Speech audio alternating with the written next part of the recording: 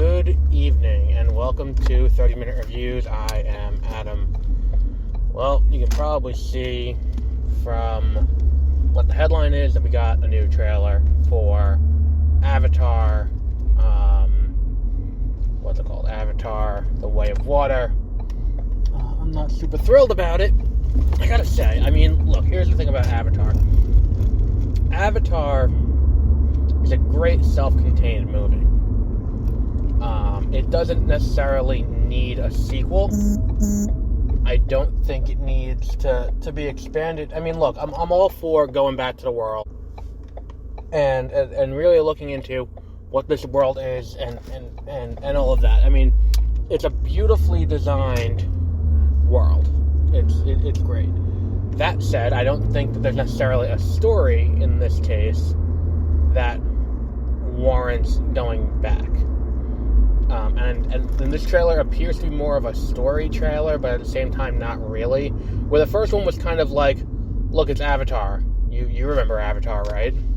Like, it looks better than it did before. Like, look at how much better this looks. And when you go to see, well, if you went to see in September, Avatar in theaters for the re-release with the 4K remaster, which I did go to the movie theaters to see it. And I saw it in 4DX, and it was cool. Not knocking it in any way, but, you know, it could have been, you know, a little bit, you know. It is one of those things where it's like, you see it, it's like, oh, it looks really good, it looks better than I remembered, and then you get to, what's it called? You get to, the second, like, you get to the end and you see, oh, and this is what the next one's gonna look like, and you're like, holy fuck, that first one looked like shit compared to what the new one's gonna be. And it's not knocking the first one, it's just it's gonna look cool. And look, that's what I'm going to see this movie for. At the end of the day, I'm going to see Avatar to see it look really cool and to see them do underwater shit and have it look cool. That's what I'm here for. In the same way that Avatar, the original, you didn't go to see it for the plot, considering you've seen the plot a million times before. It won Best Picture in 1992. It was a Disney animated movie in 1997. I mean, we've seen this so many times before. We don't really need to see it, you know, writ large again. And it's like, I texted Peter when I got in the movie. I'm like, you know, I just saw Avatar, and you know, I can't figure out why, but now I really want to watch Dune again. And it's like, oh, because it's the same, and I knew why I was joking, but it's the same thing. It's the same general plot, where it's like, it is, you know, that story of the person who's the outsider who comes in, learns the ways of the natives, and becomes there, you know, and helps them overthrow the oppressors that they came from, that the person came from. So it is the story of Paul Atreides. I mean, oversimplifying the story of Dune by a substantial margin, but it's all of that. And when we look at what Dune is, and then look at Dune Messiah, we'll use that as the example, because I think that's the best example of where a story like this went on a second entry. Dune to Dune Messiah works because in Dune, we know why, like, we know Paul is meant to be, you know, he is a Messiah, and that's what it's about. And it's about his crisis of faith as the Messiah. That's going to make him go like, okay, you know, I've seen what my teachings have become and how they've been bastardized. And I can see all of this, and I can see the ill effects of what I've done, and what chaos has been unleashed by me doing what I was supposed to, and doing it this way. And I think that that's one of those things where you look at that. I don't know necessarily if that's where we're going to go with Jake Sully, because I don't get that indication from this trailer. I don't get that indication that for where Jake Sully's story goes next. I don't see that it's going to be like, okay, so I did this, and now that's wrong, because I don't think there's a way you can play that story in the context of Avatar and have it feel right, which is a bit of an issue, I think. I mean, not an issue, but it's like, it's not just, you know, it is the fault of the original story, but also the original story wasn't trying to tell that. It wasn't trying to be like, this person is our Messiah. And yeah, there is that whole thing with the fucking giant-ass bird, and it's like, alright, but, like, the bird doesn't really submit to him. Like, you have to kind of wrestle the bird and do it, and it's like, how many people actually tried to do that? Like, that's the thing, it's like, only 5 people before have done that, but I'm like, what's the success rate, is my question. Like, how many people have attempted that and been unsuccessful? That's the number I'd be more interested in. And they don't really explain that, because they got this giant-ass bird that he becomes the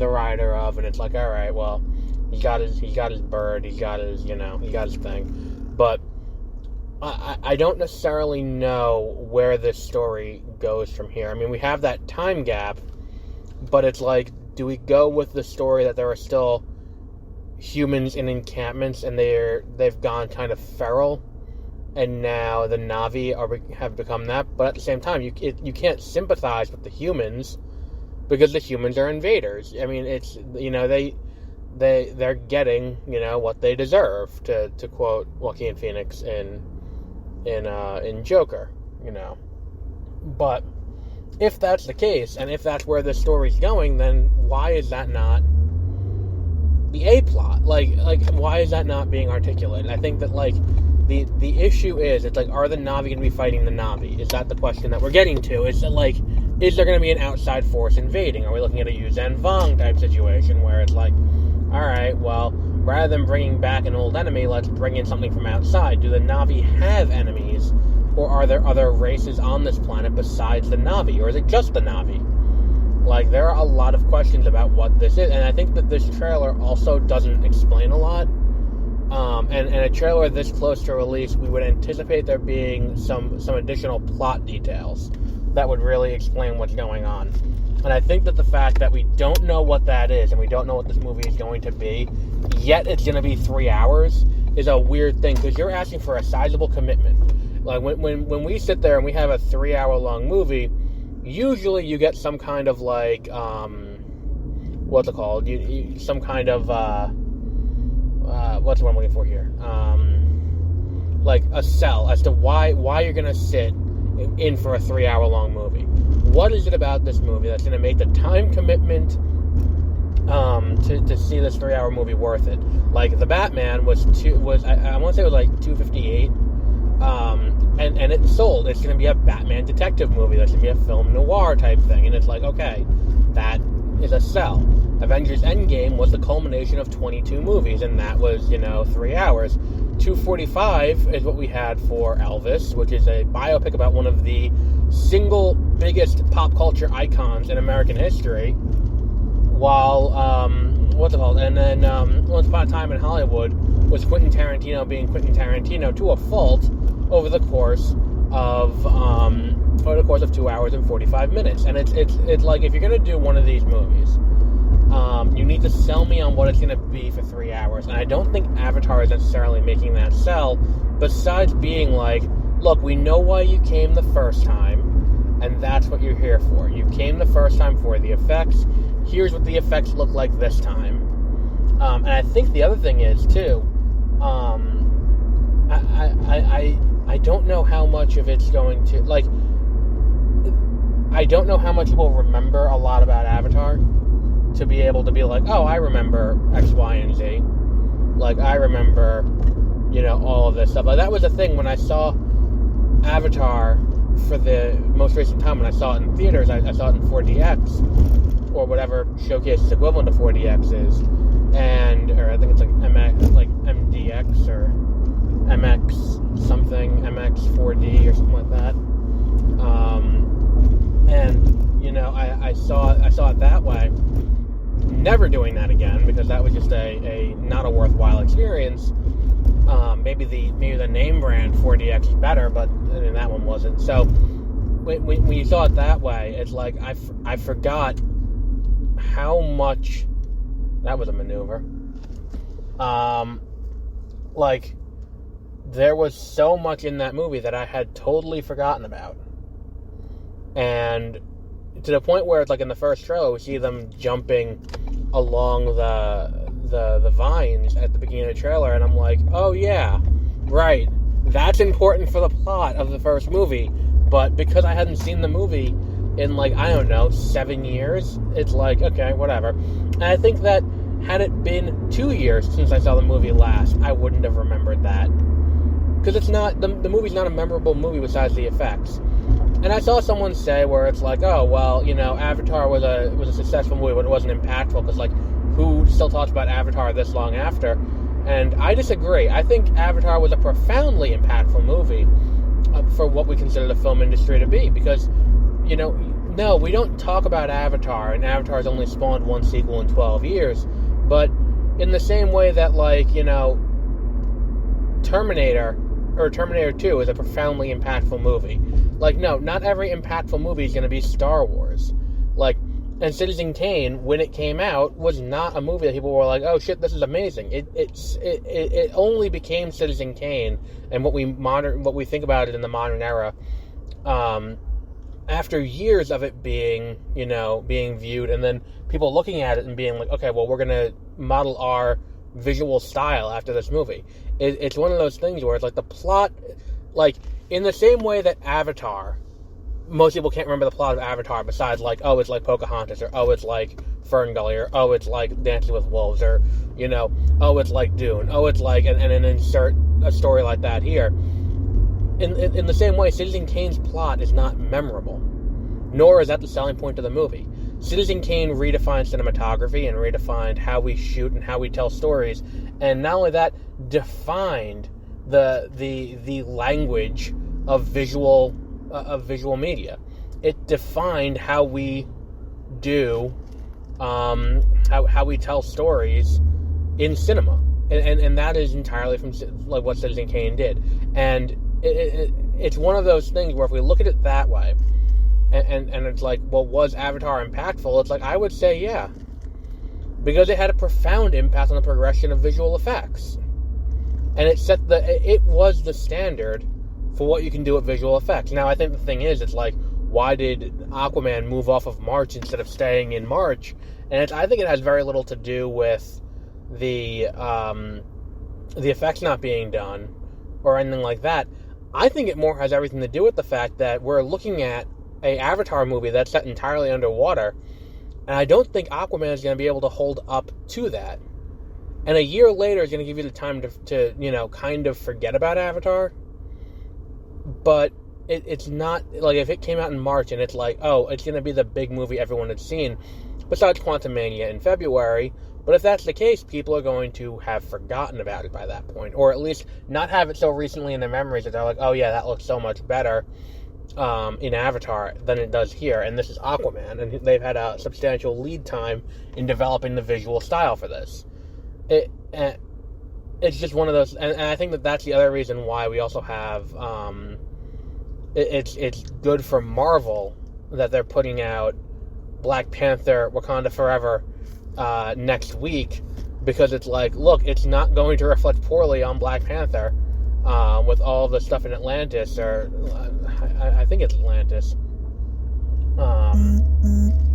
But it's like, if that's the case, like, but it's like, if you look at it, it's like, they're not gonna, you're not gonna go back if you write a review of Black Panther and retroactively be like, oh, so the effects were bad. The effects were better in Avatar, so let's not, like, you're not going to go back and do that. That's not how it works in this scenario. And it is one of those things, too, where it's like, I don't know, I feel like I'm rambling, but I think that we are at a point where, what was I saying? I think we're going to have a slight impact from this. I'm not really too interested in the water stuff. I know that that's, like, James Cameron's thing, is, like, what's going on in the water everywhere, because it's, like, Deep Blue Sea and, Titanic, and he got, like, almost a water kink.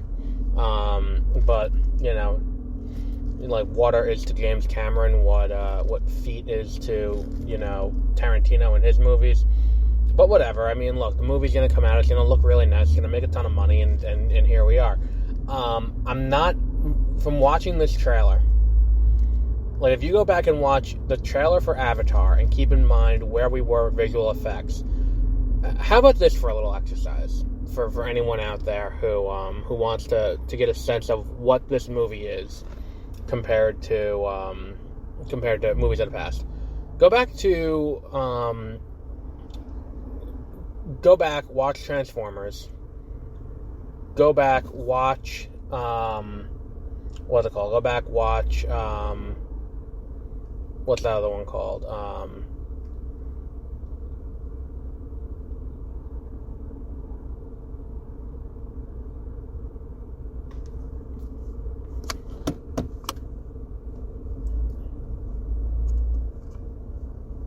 Go back, watch what's it called? Iron Man. Go back, watch movies that came out circa 2009. Chronicles of Narnia, that kind of thing, where we have these, visual effects heavy movies. Go back and watch those. Watch one or two of them. After you watch that, go on YouTube and find the original trailer for Avatar.